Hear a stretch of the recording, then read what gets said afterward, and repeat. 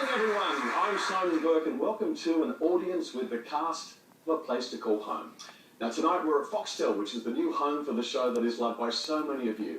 And the audience is packed with some of the show's most loyal fans, many of whom ran a spectacular and, as it turns out, very successful social media campaign to save this iconic Australian drama from extinction. Now, the fans of A Place to Call Home have come armed with a long list of questions to ask their favourite characters, but we also have a few familiar faces in the audience who are eager to ask some very interesting questions of their own. Now, the great news is that Season 3 starts next Sunday, September 27, at 8:30 p.m, only on the Soho channel, which is exclusive to Foxtel. So, let's get started. Now, two of A Place to Call Home's best-loved characters actually bonded in the very first episode, Sarah Adams and Roy Briggs. So let's take a look at Sarah and Roy in action now, along with the town gossip of Inverness, Doris Collins. Your nurse is here. Well, she can come back later. But it must be now. Where do you think you're going? You have two choices. Either you shoot me, or you let me do what I must to keep you happy. You will leave him before you ruin him. Well, you've heard the news, I assume. Think it my business never to listen to tittle-tattle. There's a room for you. Get yourself settled here. Don't delude yourself. I just proposed to Sarah. Come on, now, Bessie. She does seem to keep things to herself, doesn't she? You think she's hiding something?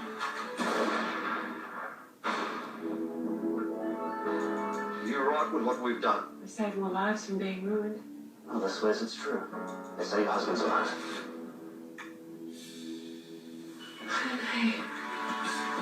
Sister, Doris, you've lost your words. There's a turn up for the books. So please welcome Martha Deborah Kennedy, and Frankie J. Holden.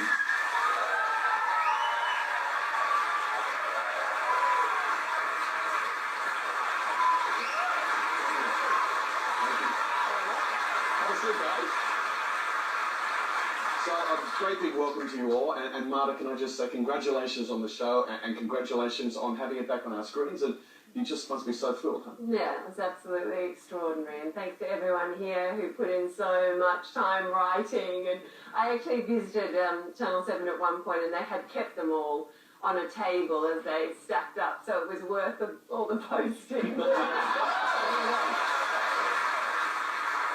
Deborah Kennedy, the internet is absolutely abuzz with the pretty incredible events that marked the end of Season 2, but as far as I can remember, these events are a bit different to what I saw the first time around. Can you just tell us a bit about that? We did two versions of it. One where we thought, well, maybe we'll never live again, and so we'll have to wrap the whole series up. And then the other one, which is the real ending, was into Season 3, and thank goodness for all of you for actually making that happen. So yeah, there's a much better ending. Well, why don't we remind everyone what really happened? Who'd ever have imagined this possible? And here we are. It won't be easy carrying a dead child to term. Jarvis finds a girl in trouble with imminent delivery, and you emerge with a bonny, bouncing babe in your arms. It is imperative this remains a secret. I love you. I also. I did love George. Adrift George vulnerable to your wiles. As master of Ash Park, I doubt it will be so. We shall see. We shall.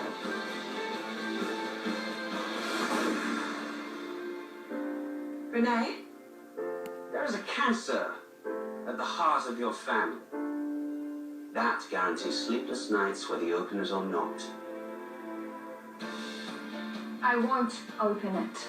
Then you'll never know, will you? So which will it be? Worrying or wondering?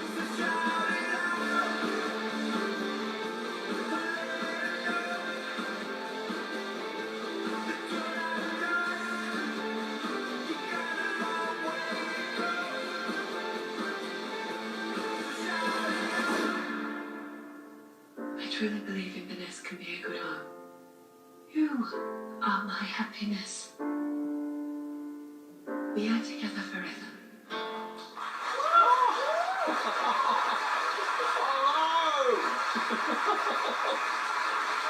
I'm sorry. I can't wait. You have to tell me. George? They shot George? They shot Are you George. telling me they shot George? Looks like it. Well, who shot him? Well, you'll just have to tune in. Now, Frankie, one thing you might be able to tell me, because we really need some gossip here tonight. Now, of all the actors on the show, who would you say would be the most demanding and the most difficult? Well, these two here, I must say, are an absolute dream, all right? But some of the others, Craig Hall, who plays Dr. Jack, well, he's a Kiwi, you know. Enough said. Abby Earle, who plays Anna.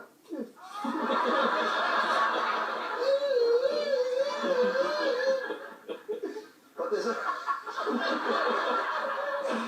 there's an old saying, Simon, never work with animals or children. And I have to say that we've had our issues with Lucky the dog. He's a beautiful dog. He's a beautiful dog. He's a wonderful dog, but Shot an actor. you said that. He can be difficult at times. When we're in the middle of a dramatic scene, and his name's Chili. The real dog's name is Chili. I don't think I'm giving any secrets away when I say that. And when you hear when Martha's there, you know, acting, as you've seen Martha's emotional acting, it's very, and it's not easy to do that. She'll be there crying, and then you'll just hear Vicky, the trainer, go, Chili, Chili.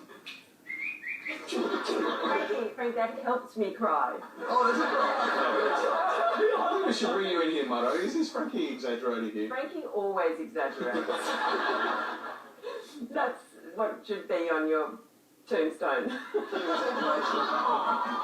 he's a lovely dog. No, he's a gorgeous, gorgeous dog. And when I first came into the show, well, of course, I had a scene with him where I met him, and I was scared of dogs because she'd had some bad experiences in the camp.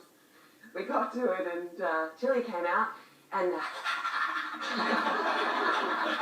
and he goes, Chili, sit. And he goes, I'm like, okay, this isn't working, I'm not scared. It took about half an hour to work out how we were going to do it, and we decided, well, I didn't, because I'm not sure I would have done this, but we put a rubber band around his mouth, so that...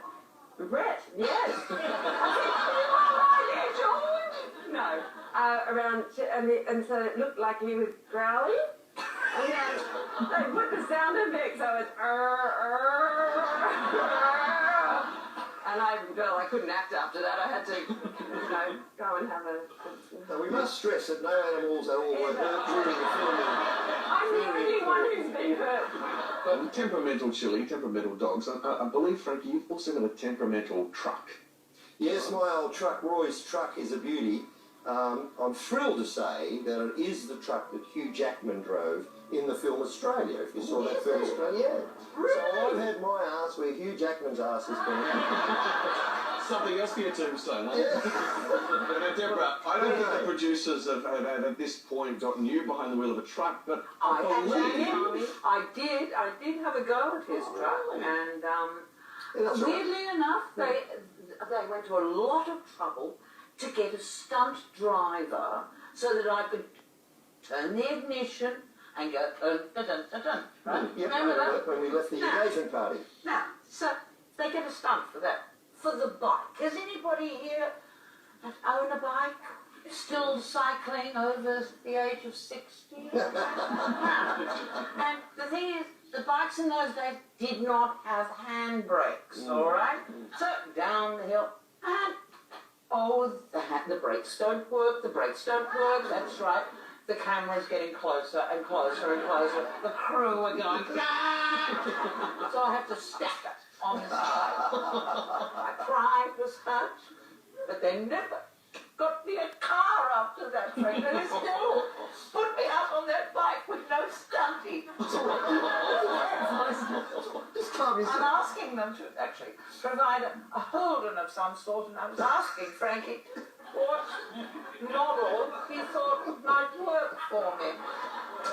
What did I say? Second hand You said Holdens. What FJ. would you recommend? An FJ Holden. A little hard to get going in the morning, but you turn it over, it'll purr along for you, don't you worry about that.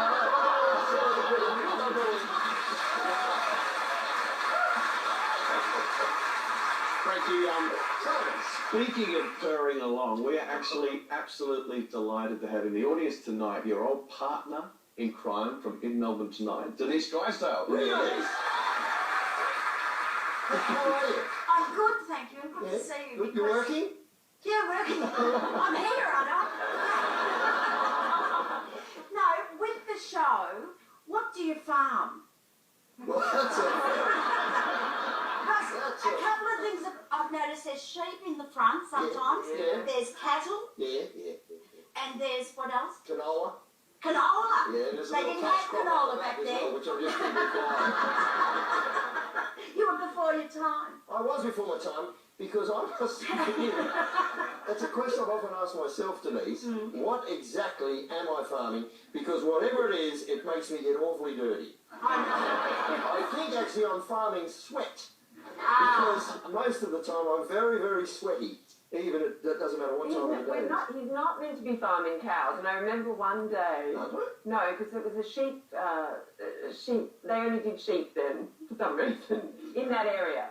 So they're like, keep the cows out. Oh. And I remember every time we did a scene, and you would start speaking, the cows would come. And we called you the cow whisperer. Do you remember that? Oh, that's right. Yeah, that's right. Because We were like, there we go. and they would just come. Yeah. And I'll give it a go now. And we'll see how many cows turn.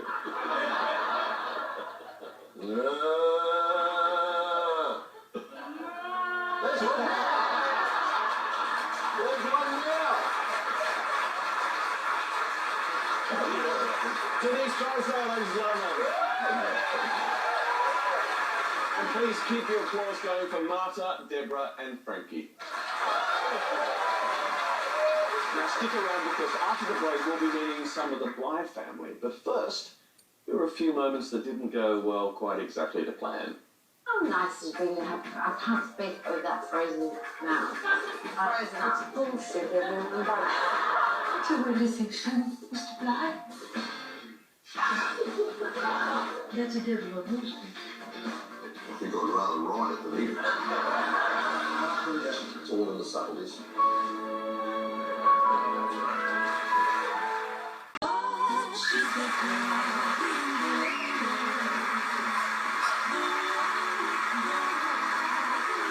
Welcome back to our very special audience with the cast of A Place to Call Home. Now, as promised, we are about to meet the two main members of the Bly family, Elizabeth and George, as well as the obsessive and the obsessed Regina Standish.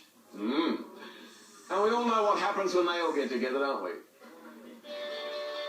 You're threatened by what I know about James. No one else is to know about this. No one. I would like to pay your return passage to England. I want people watch Mrs. Bly. There are things you need to know. Is what Sarah Adams said true? James tried to kill himself. What comes next you brought on yourself. Elizabeth, I'm asking for a chance. I'd make him a good wife. Perhaps not. I saw them at the guest cottage. How long before she's leaving you?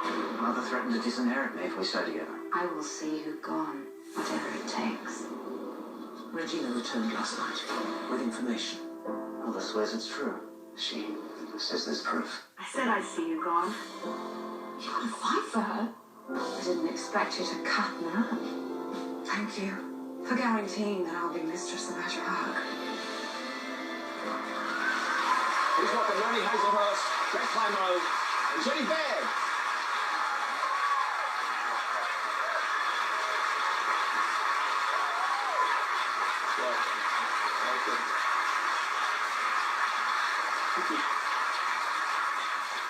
Welcome, guys. Now, Noni, I remember when we did play school a long time ago. Wasn't that long ago? At least the 1930s, wasn't it? Me, not you. Okay. Anyway, Should we start again? Carry on. But I remember reading in an interview that you said play school was absolutely one of the very, very best ways of training that an actor could ever get. And I just wondered if you could just elaborate a little bit more on that for us. If you can't keep a 3-year-old's attention, you're in trouble. Adults are a pushover compared to little children. You have to be there with a little child. So they really teach you to focus and to forget about everything else and just do what you have to do. Brett, you and Noni have some really intense scenes together. I'm just wondering how you prepare for these scenes. Never enough. And I've got to be honest, anger, I'm not saying I don't get angry, but it's not my strong suit when it comes to acting. And then this one particular scene we had, it was almost like a therapy session for me, because we had Noni saying, "But surely you can feel something, Brett," and the director said, and our director saying, "But come on, isn't there something in your life that's made?" And I think by about take 22, I think we may have almost got there. It simply highlights what a desperately unhappy life you've made for yourself. By the end of it, I go home, I feel like I've just been in therapy for a day. But you got there, you made me cry, so it worked. Yeah, she's so lovely to work with. It's actually so very hard for me to get angry with this woman, because she's... I have to work harder. Noni, it must be so cool being chauffeured around in that brilliant car that Elizabeth has. Is it a Bentley? I thought it would be. Jag, or? I don't know what it is. What is it? It's a Jag. It's a Jag. It's got 4 wheels and it's metal. The cars look beautiful, and Scotty, who plays Norman, my driver, everyone's had trouble with the cars because the steering wheels are enormous, and everyone was much smaller in those days because there's just not that much room. So there's this scene written where Elizabeth emerges gracefully from the back of the car. So I've got a big hat, a fur coat, a handbag, gloves, the shoes. And I'm like, can't get out of this. I couldn't get out. So I was like this, literally. So I will never be seen getting out of a car on the show, ever. I've knocked my hat so many times. And Jenny, we've also got a former castmate of yours with us tonight. We've got the lovely Celia Ireland, who of course these days stars as Lizzie Birdsworth in Wentworth. Hello, Celia. Hello.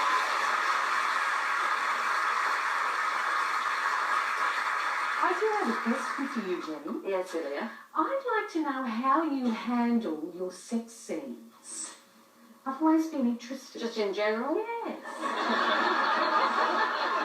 Or specifically on this show? Yes, on this show. Yeah, we had a very bizarre sex scene on this show. There were more than 2 people in that sex scene, and I say this, and you're like, of course, the crew was there. I'm like, yes, the crew was there, but the DOP was in the bed with us, holding a tiny camera, straddling Brett. I was the other person. Yeah. And the DOP was also kissing me, kind of, because I would go up to kiss him when he had the camera. And then there was also Martha. Sarah. Sorry. Well, it certainly would appear that Ash Park is a hotbed, especially when Martha and Brett and the DOP and Jenny and the crew are all in the bed with them. But did you know that Ash Park is actually Camelot? It's a heritage-listed property located at Kirkham, which is on the outskirts of Camden. And it too has a pretty interesting story. It was built with the winnings of the 1877 Melbourne Cup. And so here is Ariane Wynne Parks-Lockwood, who plays Olivia Bly, to take us on a tour of Camelot.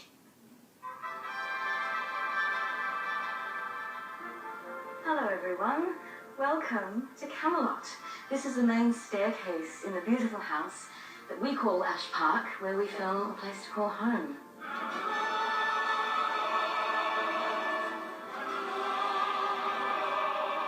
This amazing house was built in 1888 for a man called James White, who was the great uncle of the writer Patrick White. And James White was a bit of a gambler. Here in the garden, there are some playing card symbols. There is a diamond, there's a heart, there's a club, and there's a spade in hedge form. It's really great when we're shooting in the dining room because it means we're all together, big family scenes, lots of drama. You're awfully quiet, lady. Am I? Whoever's sitting in this chair is kind of the boss. So it was Elizabeth. Regina's trying her luck in this chair at the moment, and I promise you one day, Olivia is going to sit in this chair.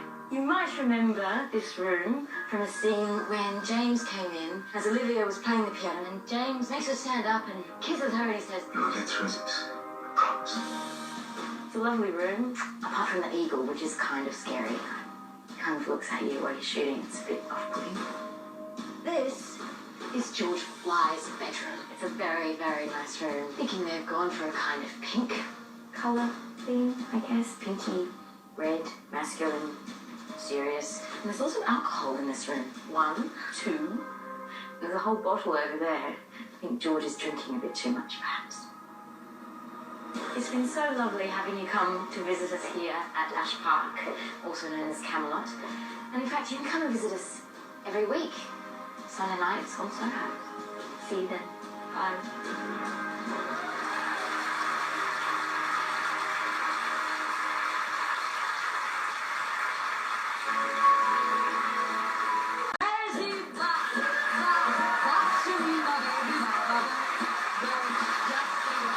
Welcome back to Foxtel Studio A and an audience with the cast of A Place to Call Home.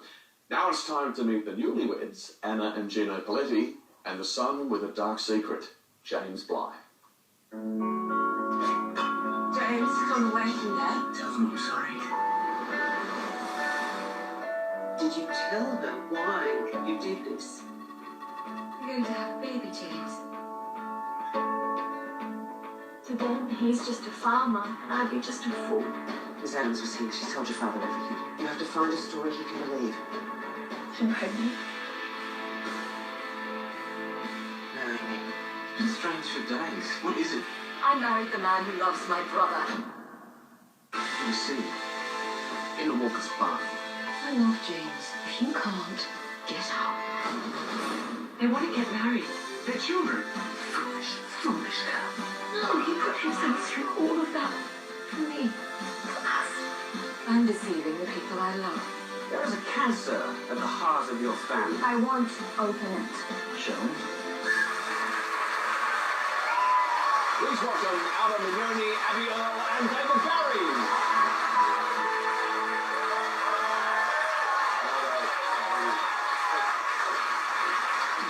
Well, welcome, guys. Well, Aldo, I'd like to start with you. I believe Place to Call Home is like your first really major gig. Yes. Yeah, Tell us a little bit about that.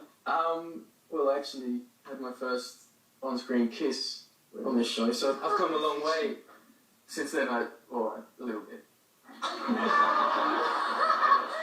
Yeah, I told you everything you know. She told me, yeah. And Abby, how do you prepare for all these amazing kissing scenes with her? In the past, you know, you have like a packet of mints beforehand and you brush your teeth like 10 times that morning. You can be quite nervous, but with him, I didn't really care. It was a competition, depending on catering. Who could have more garlic, more fish. In the morning, if I catch him at the breakfast table, I tell him what he can and can't have, depending on the scene that day. Yeah, I'm such a wife. But he gets his own back, doesn't he? Because I believe he gets up to some practical jokes and so on. Is that right? Is it? What happened? The incident is called the Coke bottle. And it was the last day. I hope this is what you're alluding to. You told me. I think it was an empty whiskey bottle, wasn't it? Was it? That you'd left lying around on set. Is that what? Vicious rumours. My always publicist bottles in a called in trailer. the morning. Opens the door of a trailer and it's like...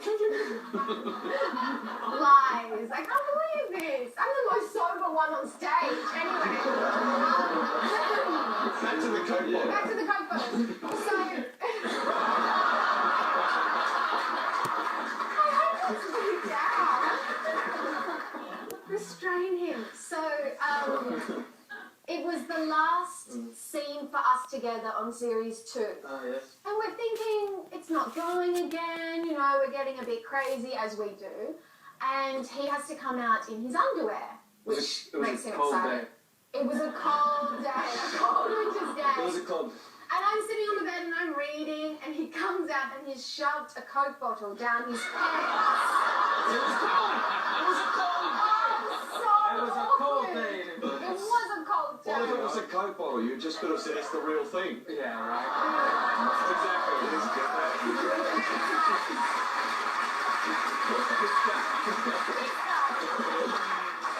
But let's clear this up a bit, shall we? As Frankie said earlier, you never work with kids or animals, but you actually get to work with both, don't you? Yes, I do. And yeah, there's this story about the horse. Season 1, so it's episode 6, I think it is, and James and Olivia have a pretty big argument, and James admits to Olivia that he has feelings for William. And so it said in the script that James goes out and then starts whipping the horse furiously and angry to take out his frustration. And I remember reading that and thinking, okay, don't really know how I'm going to do that, whip a horse, because I've never really done that before, and surely I'll just rock up on the set and something will figure itself out. But I guess I naively thought that. And the director comes on and she says, okay, now you have to whip the horse. And the horse trainer's like, okay, well, David knows what he's doing. And she calls action, and she says, David, whip the horse as hard as you can. And the horse trainer goes, David, do not whip the horse at all. Do not yell at it, do not do anything. And I remember thinking at the end of that scene, like, it was probably the word, I'll never work again. Well, at this point, I would like to bring in, for a question, one of the co-hosts of Foxtel Arts Screen, Mr. Graham Blundell, who I'm sure has a very deep, very richly layered, sort of critically considered cultural question for these guys. Mr. Graham Blundell, ladies and gentlemen. Quickly, I'd just like to follow through on the whole notion of working with animals. Now, we've heard you talk about working with a dog, and we've heard you just then speak about horses, but cows. Tell me about the cows in the show. Oh, no. In the first series, there were lots of cows on where we shoot, near our unit base. But of course, the Blythes, we have sheep. Yes. Ducks, camels, llama. I'm a comedy now, anyway. And I was at unit base, I don't know, reading in my trailer, or, you know, being a very good professional, and waiting for my scene. And I was looking out at the cows and taking it all in and thinking, I'm so far from Sydney, this is beautiful. Why are there sticks in that cow's bum? And then I got I was infuriated, and I said, someone's put sticks in this cow's bum, this is ridiculous, this is awful. And I was so upset, and the cow was in the process of giving birth. And so... I remember that, yeah. Yeah, remember? I was really and Morgan, the card person, Morgan, we love you. He helped deliver the cow. Yeah, he had to. So the cow actually went down to the dam and was lying down, and we think it was struggling. So Morgan ran in and helped deliver this little... It was an amazing experience, and we were all watching. I was like, roll on this, you know, but it was a bit graphic. And it was real life, you know, it was really extraordinary. And because I was like a couple of months out of WAPA, out of acting school, I was like, wow, this is what it's all about. I'm in the country. This is uninspired. I'm so method. I just thought I was amazing. I wasn't the one giving birth, you know. Yeah, so within a couple of weeks, we were really in the country with the animals. And then we saw this calf grow up. It was really beautiful. Don't we all love a happy ending, huh? Yeah. And please thank Abby, Aldo, and David.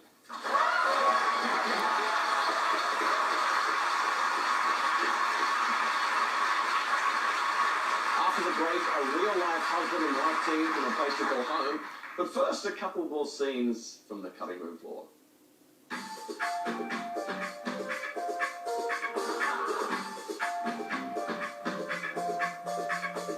George is having his exit and we'll have her back. You think Nancy could drive? Yes. Except her name's Linda.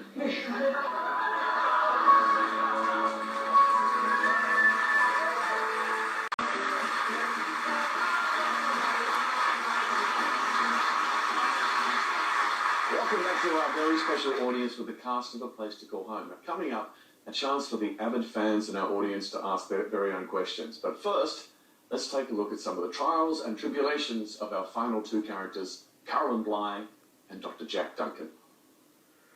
Our Sister Adams will be starting soon as our new community nurse. So I hope you all make her feel right at home. Sister Adams no longer works here. Fire her. Whatever your problem with her, she's a good woman, a good nurse. The child I had, my darling, that I gave away to be raised by others. It was you. come to talk about our daughter.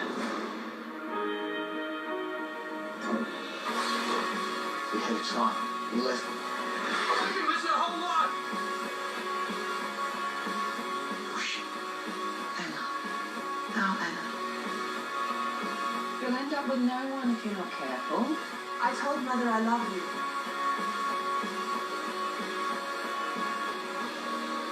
For 20 years you could have been together, raising your daughter, but you weren't because of me. Please say hi to Sarah Weissman and Craig Hall.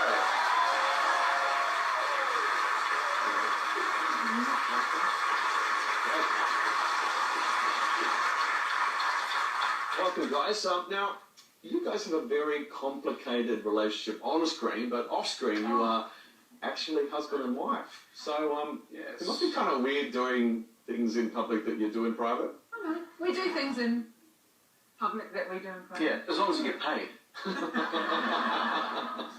It is a bit strange though. We had a, I don't know if you call it a sex scene. Well, we had a scene where we had to be intimate and... we were having sex. We were having sex.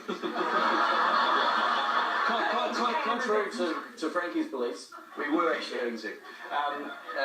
And it was kind of strange because it's obviously very familiar for us, but then you've got all these other people around. It's like... Like that. Yeah. Like that. Yeah. Craig, we heard quite a bit earlier about what a practical joker Aldo is. I'm just wondering, is he like the worst offender in the cast? Or? He's up there, but I wouldn't say the worst. I'd probably say the worst is Abby. Well, we kind of started this thing in season 1. I can't remember who started it. Actually, I think you started it because I was in a scene and I put my hand into my jacket pocket and I pulled out a pair of lacy undies. So she planted that. And then I went to get change at the end of the day, and little did I know that Abby had been into costume earlier and had stitched the bottom of my jeans together. And so I fell over, but I couldn't let her win. And I got costume to tell her that it was actually not my pants, that it was an extra's pants, and they'd fallen over and really hurt themselves and got to hospital. Nice one. So there's a few more to come. We won't reveal any more. It escalated. Now, one thing that I certainly didn't know about you is that unlike Miss Deborah Kennedy, you have actually earned a living at some stage as a stunt woman. Is that correct? Yeah, fallen out of helicopters and off 3-story buildings and mudslides and a few bruises and grains, but yeah, it's good. What about you, Craig? Any stunt work? Don't be shy, mate. Come on. No. You know what you can do. Come on. Bring your feet. Well, Craig was mucking around on set. Oh, okay, right. Well, you see this, ladies and gentlemen, boys and girls, don't try this at home. But Craig has got an incredible skill. In fact, it's his only one. But let's see what he does. Come on, do it. Well, we'll soon see if we can even do this.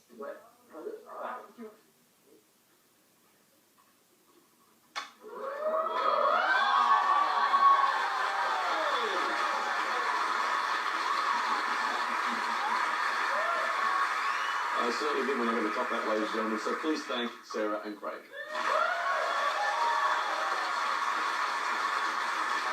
And after the break, it's the fans' turn to grill the cast of A Place to Call Home.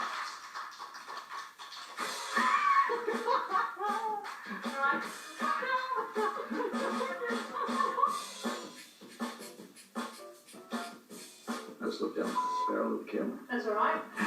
Oh, yeah, it's right there. Hello. That's right, we're shooting that show. Welcome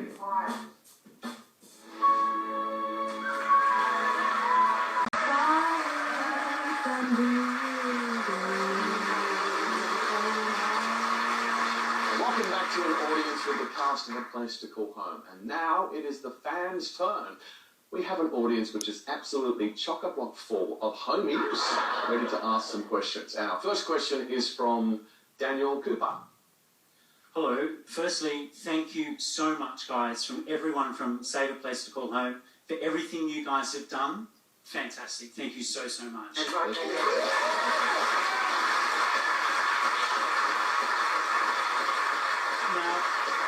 My question's for Martha. We all know that your real-life husband, Ben, plays your on-screen husband, Renee. What's that like to work with your husband on set? And more importantly, do you like working with him? Well, he's in Perth for 5 weeks at the moment, so no, I don't like him at the moment. Yeah, it's actually the gift of this show for me. Not just the role and the ensemble cast around me, but him. Working with him has been probably the greatest highlight of my career, and we've had so much fun. And he's an extraordinary actor, He is. and a wonderful man. So I'm very lucky.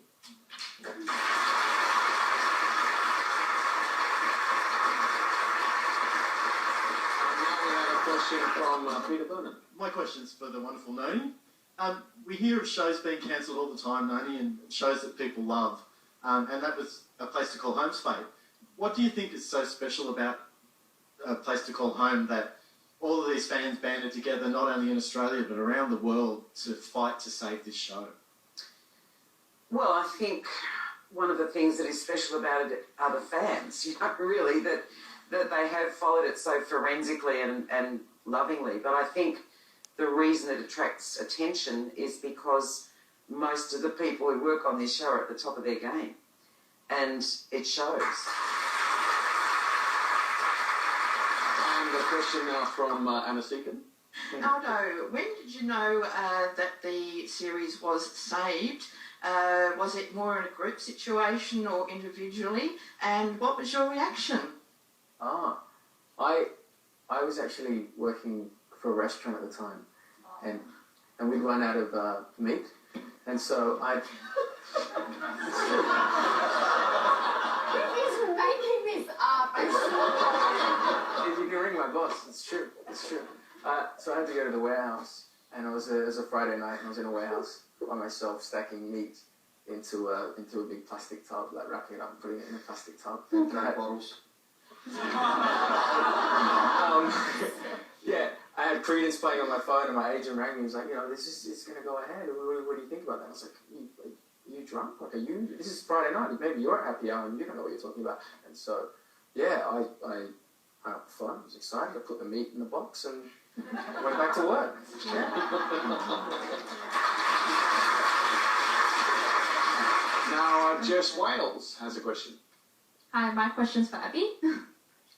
Was your wedding scene one of your favourite scenes filmed throughout the season 1 and 2? And usually it's an emotional day for a bride. How did you feel on the day in filming Anna's big day? I was very nervous, and I'd been having fittings for my dress for months before. And the first time I put it on and saw myself in all white, I didn't like it. I was like, get it off. It was a roller coaster. And then the morning of the first day of shooting the wedding, I went to my, oh no, this is really bad. I went to my local bottle to get champagne. So it's all true, Abby. To get champagne for the crew and for everyone. And the guy said to me, you're glowing, what's going on today? And I said, I'm getting married today. I was thinking, that's the furthest thing from the truth in my personal life. So, I really took it on. It was ridiculous. It was really ridiculous. And but I must admit, on the day there were a few tears. And I think they were a little bit real. I know I was crying. And I remember this, like it was yesterday. So everyone's in the church, all of these beautiful people are dressed to the nines. And the third AD says, right, when the bride comes in, everyone turns around and you need to gush because she's so beautiful. And I just think, oh no, I'm not beautiful, no, I don't gush, I'm letting the whole show down. And I ran into the corner and I started crying. And this man came up to me, he got under my veil, so it was just him and I in this little tent. And he asked me what was wrong and I explained. And he said, you're the most beautiful woman and it's your wedding day and I love you and carry on. Aww. Yeah.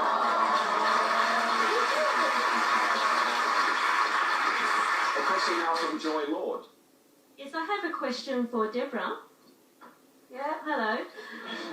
We've really enjoyed watching Doris's character over series 1 and 2, and we've also enjoyed watching Roy's. You're both single. I'm just wondering if there's any truth to the rumours of you getting together in the future. Who have you been talking to? I have my reputation to think of. I knew his wife. I knew her. Millie. Yeah, but a man has needs.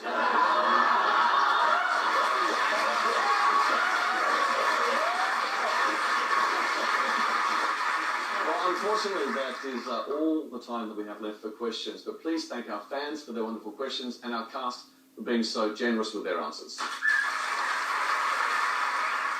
Now let's take a look at some exclusive preview scenes from season 3.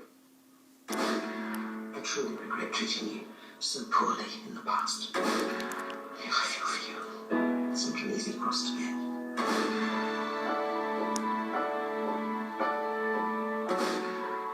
I used to be disdainful of women who made their decisions based on emotions, feelings.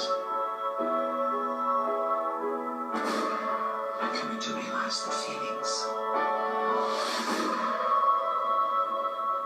are not necessarily to be ignored. They take me into theatre. What happened? Something must have happened. That means Could your husband, a disturbed man, gain possession of a gun? I can't understand. You'll face the death penalty. You're the only witness. What is it you want, Regina? Stay with us, George. I told you what I know.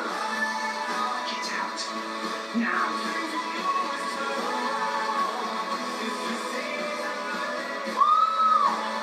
People are going to look at us and see a loving husband and wife with a beautiful baby boy. There will be no need to look any further.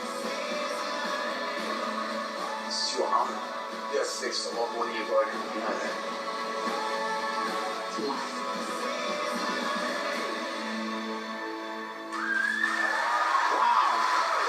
To life indeed. And you'll be able to see how the saga continues as we follow the lives of the Bly family in the brand new season of A Place to Call Home, exclusive to Foxtel and screening on the Soho channel. And don't forget, season 3 starts next Sunday, September 27 at 8:30 p.m, or watch it on demand through Foxtel anytime. I really hope you've enjoyed getting to know the cast of this wonderful show as much as I have. I want to thank our audience, our celebrity interrogators, and most of all, the cast of A Place to Call Home.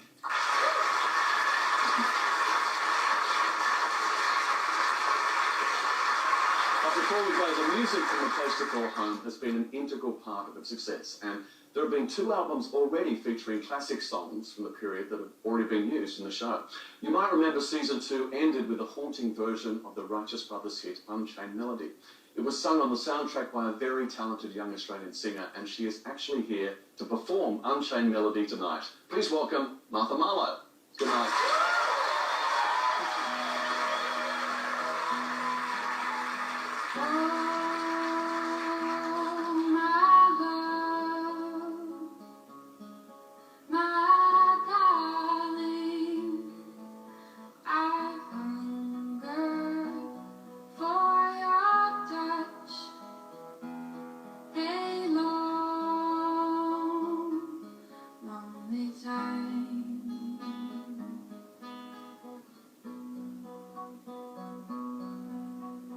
time.